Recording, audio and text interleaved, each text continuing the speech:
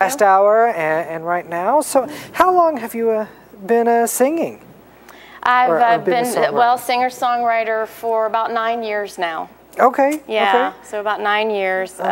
In the beginning, I kind of wrote and sang at church some, and God has just really started to call me into a ministry, and that's when I really started working to, put together a CD so I would have some good messages to minister with. Absolutely. Now you've written all the songs on this CD, right? Yes, sir. And I co-wrote the first one with my producer, Tony Ford. Okay. Okay. Yeah, and we've heard a few of them already, and of course there's 12 titles on here. That's a lot of songs to write. Now, so you've been a singer-songwriter for 9 years. I do want to ask you what.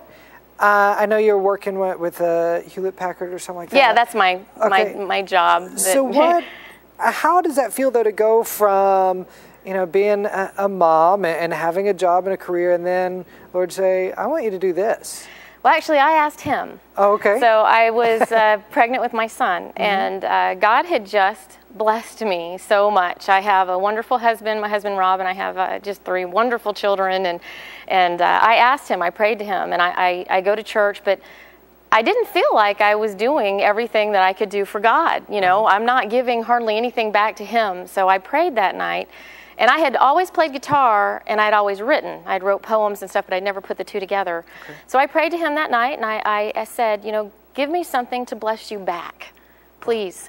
And the true story, I woke up at 4 o'clock in the morning, and that's when God usually gets you to write, or when you're driving the car. That's always a good time, or shower. Anyway, about 4 o'clock in the morning, I woke up and I wrote my first song called Father Forgive Them. It's not on this CD. That was a long time ago, but I wrote that, and I just so happened to play it for a friend, and her husband was a pastor, asked me to play it at church. And I was so nervous. I sat behind the piano with my guitar with the books up so nobody could see me, and sang the song. But I did it. Wow. So, yeah. And here you are now singing on television. Yeah. Thank you. So he continues to challenge me, and I told him that I would remain faithful. Whatever he opened, I would go do. And Lord, I'm doing it. So. Now, was that an easy door to go through? In 2 ways, actually. That's a double-folded question. It's an easy door to go through as far as you were going, you're like, all right, this is the road for me, and everything's being laid out very easily. Or, I know the struggling artist kind of thing, and pounding the pavement, knocking on the doors, seeing, trying to make it happen. Yeah. How was that for you? Well, in the beginning, I had, when I started to get a little more serious about this, about 4 years back, I had a really good friend, Mark Waldron, that I worked at Hewlett Packard with, who was a phenomenal songwriter, and he introduced me to a gentleman named Will Hodge with Whippoorwill Studios, and we did a small demo with 4 songs, and I, was all excited, and I went to Nashville. Wow. So I went, and they were very nice, but they were right. I wasn't ready yet. My music was okay, but it wasn't competitive. So they were like, that's all right, but you need some more work. So I went back, and I started taking classes at night over the internet through a Song U, and just getting education, working with songwriters. And so for the past 3 years, I have been building my skills, building my toolbox, as you can say, for songwriting, studying the Word and Scripture more, and hence the result. And I worked with Tony Ford at Amp Music. He was the producer on that. And, God just kind of, my husband met somebody who knew him, and I told one of my friends I'm going to write a song called Just So Happened, With God, it's like everything just so happens. So I did my due diligence. I put in my time and, got myself together. And, I think we have some very strong songs. We've got great feedback on that. And the blessing is the people call me and send me emails on how Rest in You has just really helped them through hard times. I had one lady say that she feels like God really does hear her. And so it's just kind of coming full circle, and He continues to just, like this, and Land Alive is the same thing. He just continues to open things up. Well, good. Now, is this your first album? Yeah, this is my first CD, yes. Okay. Minus the demo, of course, right? Well, yes.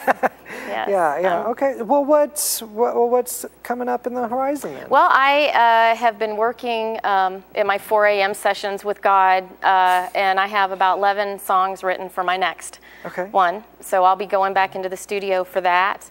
You know, I have some performances set up, you know, kind of traveling around. And it's interesting because I thought, I'm a global program manager, so I plan. But God's plans aren't always our plans. And I had planned to like go to churches and play in churches. Well, he has actually put me in, I have restaurants, you know, the secular market, you know, where it's not church, is asking me to come play. And they're receiving the music, and coffee houses and different places are asking me to come. And I've, you know, played at my church, but most of them are just, you know, standard places where everybody goes. So that has been a great blessing. And, that's wonderful. That is because now you're no longer, you know, singing to the choir. Right. You know, you're singing, to the church. And your songs are all wonderful, great, you know, messages.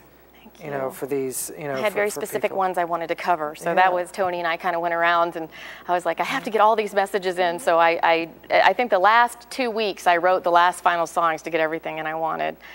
Yeah, and my children I have 2 children's songs on there too, because I wanted something for everybody.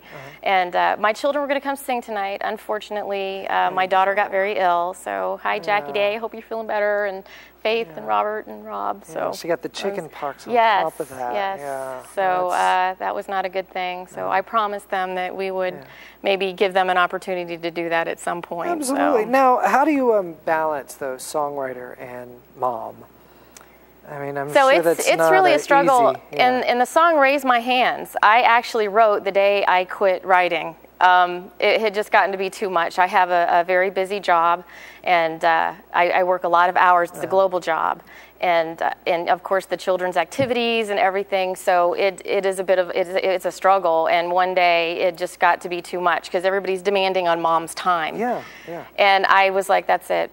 And I sat on the floor and I started, I'm sure some moms have been there, you know, I just kind of sat on the floor and just started crying, which is not like me. And he gave me the course to raise my hands when that happened. So obviously I couldn't quit songwriting. So I was like, okay. So I got up and grabbed my paper and I wrote Raise My Hands. And so, you know, he just gives me the ability to go on. And my family now is very encouraging. My husband's wonderful. He stayed home from work today so he could watch them so I could come here. And I have wonderful friends, like my friend Joyce that drove out here with me today. Yeah, you're actually from North Georgia. Yes, right? I live in Talking Rock. Now, where's Talking Rock? It's in between Ellijay and Jasper, Georgia. Okay. So it's, you know, a little spot, but it's a wonderful place. All right, yeah. I live in the mountains like Heidi should. And I actually pass goats on the way home, too. That's wonderful. That's great. I know you are definitely this wonderful testimony, though, of being a mom now out in the middle of the mountains, you know, from Nowheresville, pluck to sing music for God. You know, I mean, and I'm inspired by that you're not a teenager at the beginning of their salvation. Again, as I said, pounding the pavement, you know, trying to beat down the doors. You know, you were already satisfied with you weren't necessarily satisfied, but you weren't pursuing music. You just wanted to pursue God. I wanted to pursue God. And what's interesting, though, if you're studying the Bible, is he picks the most unlikely characters in the Bible. I mean, all through the Bible. And he doesn't necessarily use them. Moses was, you know, past 40 years when he started. And, you know, he picks unlikely characters. And they give me confidence because, you know, I'll read how, you know, he's arguing with God. You know, I can't do this. And that's the same thing I do. I'm like, are you crazy? I can't do that, you know. But he's with you, and that's what Rest in You is about. I just rest in him. And